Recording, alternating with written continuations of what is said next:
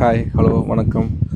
Welcome to everyone. Welcome to SI Tamil. இதில் நம்ம இன்றைக்கி பார்க்க போகிறது டிஎன்ஏ அப்படிங்கிற ஒரு தமிழ் படத்தோட ஒரு ஷார்ட் ரிவ்யூ தான். இந்த படத்தை வந்து நெல்சன் வெங்கடேசன் அப்படிங்கிறவர் வந்து இயக்கியிருக்காரு. அந்த படத்தில் வந்து ஹீரோவாக அதர்வா நடிச்சிருக்காங்க. ஹீரோயினா நிமிஷா சஜயன் அவங்க வந்து நடிச்சிருக்காங்க. அவங்க கூட வந்து பாலாஜி சக்திவேல், ரமேஷ் திலக், விஜய் சந்திரசேகர், சேத்தன்,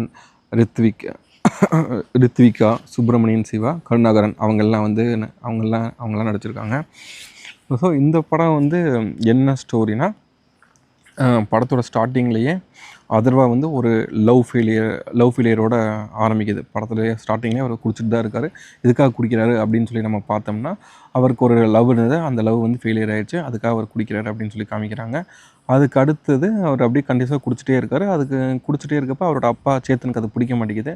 அவர் ரொம்ப ஹர்ட்ஃபுல்லாக பேசி, எனக்கு இப்படி ஒரு பையனே வேணாம், நீ செத்தாலும் எனக்கு ஓகே அப்படிங்கிற மாதிரி சொல்லி ரொம்ப ஹர்ட்ஃபுல்லாக பேசுகிறாரு. அதுக்கப்புறம் அவர் வந்து ஒரு மறுவாழ்வு மையம் அதில் வந்து சேர்த்துடுறாங்க. அங்கே சேர்த்துவிட்டு அவங்க வந்து இது பண்ணுறாங்க. அப்படியே பேரலாக பார்த்திங்கன்னா நிமிஷா சஜயன் அவங்களுக்கு வந்து பார்த்திங்கன்னா BPD, borderline personality disorder அது இருக்குது. ஸோ அதனால் வந்து அவங்க நார்மல் பீப்புள் மாதிரி எதுவுமே அண்டர்ஸ்டாண்ட் பண்ணிக்க முடியாது, எதுவுமே அவங்களால இது பண்ணிக்க முடியாது. அதனால் அவங்க சிரிச்சிட்டே இருப்பாங்க, அவங்க இது பண்ண மாதிரி இருக்க மாட்டாங்க. ஸோ அவங்களுக்கு வர மாப்பிள்ளை பூராமே அவங்க லூசுன்னு சொல்லிட்டு அவங்களுக்கு மாப்பிள்ளை கிடைக்காம அப்படியே போயிடுறாங்க. அதுக்கப்புறம் அங்கே மறுவாழ்வு மையத்தில் இருக்க அதர்வா வந்து அங்கேருந்து சரியாகி வெளியே வராரு. வெளியே வந்ததுக்கப்புறம் பார்த்திங்கன்னா அதர்வாவோட தம்பி ஒரு நல்ல சக்ஸஸ்ஃபுல்லாக இருக்கார். அவங்க வீட்டில் எல்லாருமே சக்ஸஸ்ஃபுல்லான பர்சன்ஸ் தான். அவங்க அப்பா சேத்தனே பேசுகிறப்ப இந்த ஃபேமிலியே ஸ்காலர்ஸ் இருக்க ஃபேமிலி, ஜென்ரேஷனாக இந்த இதில் நீ மட்டும் இப்படி பிறந்துட்ட, அடுத்து அதில் வந்து உன் தம்பி தான் அதை காப்பாற்றிட்டுருங்க அப்படின்னு சொல்லியிருப்பார். ஸோ அவங்க தம்பிக்கு ஆல்ரெடி ஒரு லவ் பண்ணிகிட்டு இருப்பார். அந்த அவங்கள மேரேஜ் பண்ணுறதுக்கு அதர்வாக்காக தான் வெயிட் பண்ணிகிட்டு இருப்பாங்க. ஸோ அதர்வாக்கு யாரோ ஒருத்தர் பிடிச்சி கட்டி வச்சா போதும், நம்ம இது பண்ணிக்கலாம் அப்படின்னு சொல்லிட்டு எல்லாருமே சேர்ந்து ட்ரை பண்ணுவாங்க. ட்ரை பண்ணுறப்ப சரி ஓகே, நீ இது வந்து லூஸ் வந்தாலும் பரவாயில்ல, எப்படி இருந்தாலும் பரவாயில்ல, நம்ம கட்டி வச்சலான்னு சொல்லி முடிவு பண்ணி அவங்க கூப்பிட்டு போய் பார்த்து அதர்வா வந்து பொண்ணு முடிஞ்சு கூட பார்க்க மாட்டார். சரின்னு சொல்லி சேத்தனே பேசி இது பண்ணி கட்டி வச்சிருவார். அப்போ வந்து பார்த்திங்கன்னா கட்டி வச்சதுக்கப்புறம் பார்த்திங்கன்னா அவங்களுக்கு வந்து குழந்த பிறக்கும். அந்த குழந்த பிறந்ததில் அந்த குழந்தை வந்து ஸ்வாப்பிங் ஆயிரும். அதாவது அவங்களோட குழந்தை இல்லாமல் வேறு குழந்தைய அவங்களுக்கு கொடுத்துருவாங்க. அது வந்து நிமிஷாக்கு தெரிஞ்சிடும். அது நிமிஷாக்கு வந்து பிபிடி இருந்தாலுமே அவங்க எந்த விஷயத்தை பார்த்தாலுமே அவங்க நல்லா அதை வந்து அவங்க மெமரியில் ஸ்டோர் பண்ணிக்குவாங்க. அதை வந்து மறக்க மாட்டாங்க அப்படிங்கிற மாதிரி அவங்களுக்கு ஒரு இது இருக்கும். ஸோ அப்படி அவங்க ஃபஸ்ட் டைம் பிறந்தோன்னே அவங்க கையில் கொடுப்பாங்க. கொடுத்துட்டு திரும்ப அங்கே இன்குபேட்டர் கொண்டு போய்ட்டு திரும்ப வந்து கொடுக்குறப்ப தான் மாறி இருக்கும். அப்போ வந்து எப்படி இது வந்து என் குழந்தை இல்லைன்னா அவங்க ஆல்ரெடி அவங்களுக்கு அந்த இஷ்யூ இருக்கிறதுனால எல்லாருமே வந்து நம்ப மாட்டாங்க. ஓகே, வந்து அவளுக்கு தெரியல, வந்து சும்மா சொல்கிறா அப்படின்னு சொல்லி நம்ப மாட்டாங்க. ஸோ அதர்வா வந்து வேறு வழி இல்லாமல் ஓகே இதை நம்ம வந்து நம்பாம விட்டோம்னா ரொம்ப இதாகிடுவா அப்படின்னு சொல்லிட்டு அவர் ஒருத்தர் மட்டும் நம்பி போலீஸை கூப்பிட்டு வருவார். எல்லாம் இது பண்ணுவார். கடைசியில் எதுவுமே இதாகாது. கடைசியில் டிஎன்ஏ டெஸ்ட் எடுத்து பார்ப்பார். எடுத்து பார்க்குறப்ப டிஎன்ஏ டெஸ்ட்டில் வந்துடும் இவங்க வந்து பேரண்ட்ஸ் இல்லை, இந்த குழந்தை வந்து வேறு யாரோட குழந்தையோ அப்படின்னு சொல்லி வந்துடும்.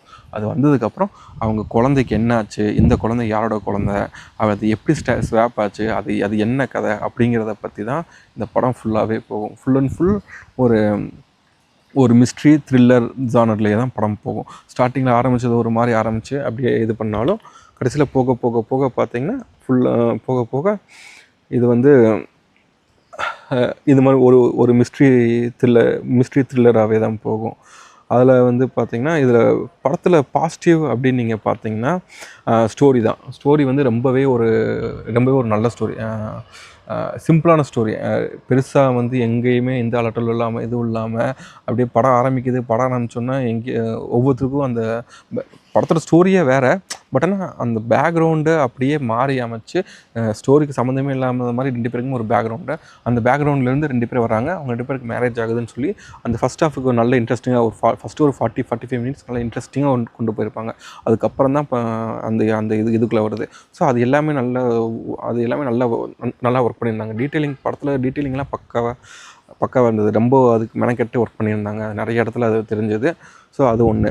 அடுத்தது நிமிஷா வந்து சொல்லி ஆகணும். அந்த ஃபஸ்ட்டு ஸ்டார்டிங்கில் வந்து அந்த பொண்ணு கிடைக்கிறதுக்கு பொண்ணு பார்க்க வரப்போ அந்த குறும்புத்தனமாக ஒரு குழந்தைத்தனமாக அவங்க நடிக்கிற நடிப்பாகட்டும், அதுக்கப்புறம் வந்து அவங்க லூசுன்னு சொல்லி இது பண்ணதுக்கப்புறம் அதர்வாவை கல்யாணம் பண்ணிவிட்டு அவர் கூட வர காட்சிகளாகட்டும், அதுக்கப்புறம் வந்து அவங்க குழந்தை மாறிடுச்சு அப்படின்னோடனே தன்னை சுற்றி இருக்க யாருமே நம்பலைனாலும் நான் சொல்கிறது தான் உண்மை, அப்போ நான் போய் சொல்கிறேனா அப்படின்னு கேட்டேன். அதுக்கப்புறம் அந்த குழந்தை மிஸ் ஆனதுக்கப்புறம் அந்த போர்ஷன் ஃபுல்லாகவே ஒரு மாதிரி சிடுனே பார்க்குற எல்லா டைமே எரிஞ்சு விழுகிற மாதிரியான இதாக இருக்கட்டும், எல்லா இடத்துலையுமே அவங்க நடிப்பு ரொம்ப நல்லா பண்ணியிருந்தாங்க. இதுக்கு முன்னாடி அந்த சித்தா படத்தில் பார்க்குறப்ப கூட அவங்க நல்லா நடிக்கிறாங்க, நல்லா இது பண்ணுறாங்க. பட் ஆனால் அவங்களுக்கு மேக்ஸிமம் அந்த மாதிரி கேரக்டரே கிடைக்கிது, ஒரு டிஃப்ரெண்ட்டாக வந்து எதுவுமே வர மாட்டேங்குது அப்படின்னு சொல்லி பேசிகிட்டு இருந்தோம். அப்படி இது பண்ணுறப்ப இந்த படத்தில் ஒரு நல்ல டிஃப்ரெண்ட்டான கேரக்டர், அவங்க நடிப்பில் ஸ்கோர் பண்ணுறதுக்கான ஒரு நல்ல கேரக்டர் இது. ஃபஸ்ட்டு பிபிடிங்கிறதுனால மாறி மாறி அவங்க எமோஷன்ஸ் இதாகிட்டே இருக்கும். அதுக்கேற்ற மாதிரி ரொம்பவே அவங்க நல்லாவே ஸ்கோர் பண்ணியிருப்பாங்க. அவங்களுக்கு கேரியரில் தமிழில் அவங்களுக்கு இது ஒரு முக்கியமான படமாக இருக்கும். அடுத்தது ரமேஷ் திலக் இப்போ தான் டூரிஸ்ட் ஃபேமிலியில் வந்து ஒரு நல்ல கேரக்டர் பண்ணியிருந்தார். சின்ன கேரக்டர் தான், அதனால் ஒரு நல்ல கேரக்டர் பண்ணியிருந்தார். அடுத்தது இந்த லவ் மேரேஜ் விக்ரம் பிரபுவோட படத்தை டீசர்லேயும் அவர் வராரு. அதுலேயும் அவர் ஒரு முக்கியமான கதாபாத்திரத்தில் இருக்கிற போல் இந்த படத்துலேயும் ரொம்ப ஒரு முக்கியமான கதாபாத்திரம். அது வந்து ஒரு எப்படி சொல்கிறது, இந்த குட் நைட்டில் எப்படி அவருக்கு ரொம்ப ஒரு ஆழமான ஒரு அழுத்தமுள்ள ஒரு கதாபாத்திரம், அந்த கதாபாத்திரத்தை பற்றி படத்தை பார்த்தவங்க யாருமே மறக்க முடியாத மாதிரி ஒரு கதாபாத்திரம் வந்ததோ, அதே மாதிரி இதுலேயும் ரொம்ப ஒரு ஆழமான ஒரு கதாபாத்திரம். அதாவது அதர்வாக்கு ஃப்ரெண்டாக வராரு. ஃபஸ்ட்டு குடிக்க போகிறப்ப கூட இருக்கார். அப்புறம் வந்து குடிச்சிட்டு வீட்டை விட்டு வெளியே போனதுக்கப்புறம் வெளியே போனவரை கூப்பிட்டு வந்து வீட்டில் விட்றாரு. அதெல்லாமே பண்ணுறாரு. இந்த மறுவாழ்வு மையத்தில் இருக்கப்போ போய் பார்த்துக்காரு, கவனிச்சுக்கிறாரு.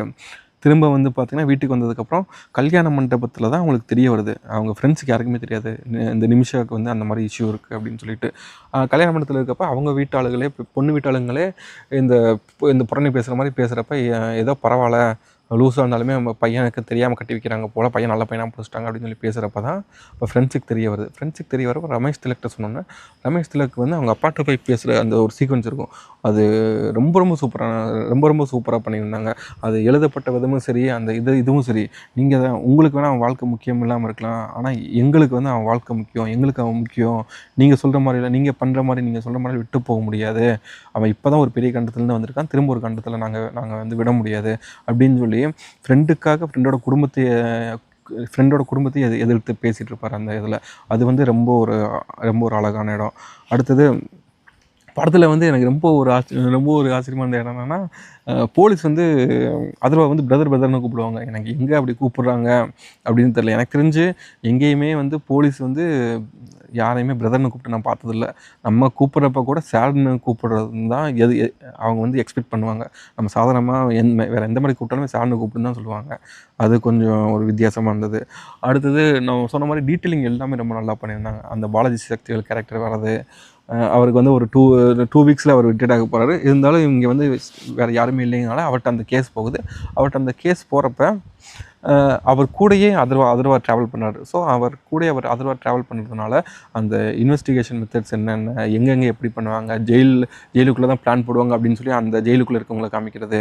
அடுத்தது வந்து வெளியே வந்து இந்த ஒரு ரவுடி இருக்கானா, அவனுக்கு தெரியாமல் எதுவும் நடக்கான்னு சொல்லி அவன்கிட்ட போகிறது, அவன் மூலமாக அடுத்தடுத்த ஒவ்வொரு நாட்டை அவங்க கேட்ச் பண்ணி போகிறது, அது எல்லாமே டீட்டெயிலிங் ரொம்ப நல்லா பண்ணியிருப்பாங்க. அது வந்து அழகாகவும் காமிச்சிருப்பாங்க. அது நல்லா இருந்தது.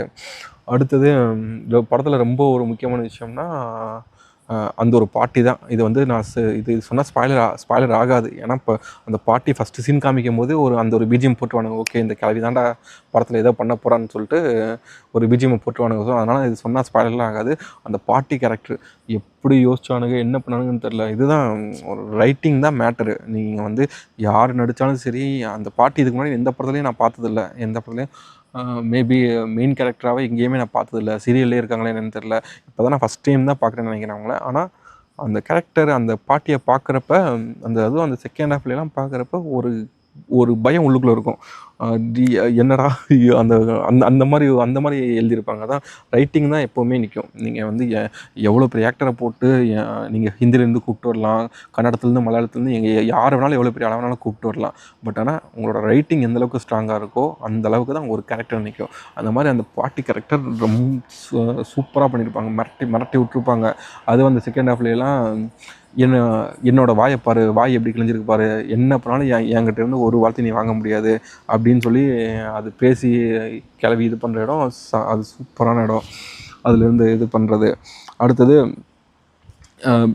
அடுத்தது ஒரு முக்கியமான சீன் குறிப்பிட்டு சொல்லணும் அப்படின்னா, அந்த குழந்தைய மாற்றி எடுத்துகிட்டு வந்த குழந்தைய கொண்டு போய் கொடுத்துருவாங்க. கொடுத்ததுக்கப்புறம் அதான் நிமிஷா வந்து நான் சொன்ன மாதிரி கொஞ்சம் அந்த குழந்தை இதானதுக்கப்புறம் கொஞ்சம் ஒரு மாதிரி எமோஷ்னலாகவே தான் இருப்பாங்க. கொஞ்சம் எமோஷ்னலாக ஒரு ஆங்கரோடையே தான் இருப்பாங்க. அப்படி இருக்கப்போ அங்கே வாங்கிட்டு வந்து அதர்வா முன்னாடி ரூமில் சேரில் உட்காந்துருப்பாரு. அவங்க உள் ரூம்லேருந்து வெளியே வந்து பேசிட்டு போவாங்க. பட்டுக்கு என்ன ஆச்சு, நம்ம தூங்கினான்னு கேட்கலாமா, சாப்பிட்டானான்னு கேட்கலாமா, அவனுக்கு முடியாமல் ஏதாவது ஃபோன் பண்ணி சொல்லலாமா அப்படின்னு சொல்லி அவங்களே கேட்டுட்டு அவங்களே இல்லை வேணாம் அவங்க குழந்தை அவங்க பார்த்துக்குவாங்க, நம்ம டிஸ்டர்ப் பண்ண வேணாம்னு சொல்லிட்டு அவங்க போயிட்டுருப்பாங்க. அந்த சீனில் நிமிஷாவோட ஆக்டிங்கும் சரி, அதுக்கு வெளியே உட்காந்துட்டு அதர்வா எதுவுமே பேசாமல் அவர் வந்து அழுதுட்டு மட்டுமே தான் இருப்பார். நிமிஷா வந்து அவங்க வந்து பேசிட்டு போவாங்க, அது அவங்க இது பண்ணிட்டே இருப்பாங்க. ஆனால் அதர்வா அவங்க உட்காந்து அழுதுகிட்டே இருப்பாங்க. அந்த ஃப்ரேமும் சரி, அந்த சீனும் சரி, அது எழுதப்பட்ட விதமும் சரி, படமாக்கப்பட்ட விதமும் சரி, அதில் வந்து அவங்க நடித்தவங்களும் சரி ரொம்ப அழகாக பண்ணியிருப்பாங்க. ரொம்பவே சூப்பராக பண்ணியிருப்பாங்க. அந்த சீன் வந்து படத்தில் ஒரு முக்கியமான சீன். ரொம்பவே ஒரு ரொம்பவே சிறப்பாக எடுக்கப்பட்ட சீன் அது ஒன்று. அடுத்தது படத்தில் வந்து நெகட்டிவ் அப்படின்னு பார்த்தோம்னா, அதான் நம்ம டீட்டெயிலிங் பற்றி நம்ம சொல்லியிருந்தோம். அப்படி இது பண்ணுறப்ப போலீஸ் வந்து எல்லா இடத்துலையுமே இந்த மாதிரி என்னை கம்ப்ளைண்ட் பண்ண அவரை கூப்பிட்டு போவாங்களா அப்படிங்கிறது வந்து ஒரு இல்லாஜிக்கலான ஒரு விஷயமா இருக்குது.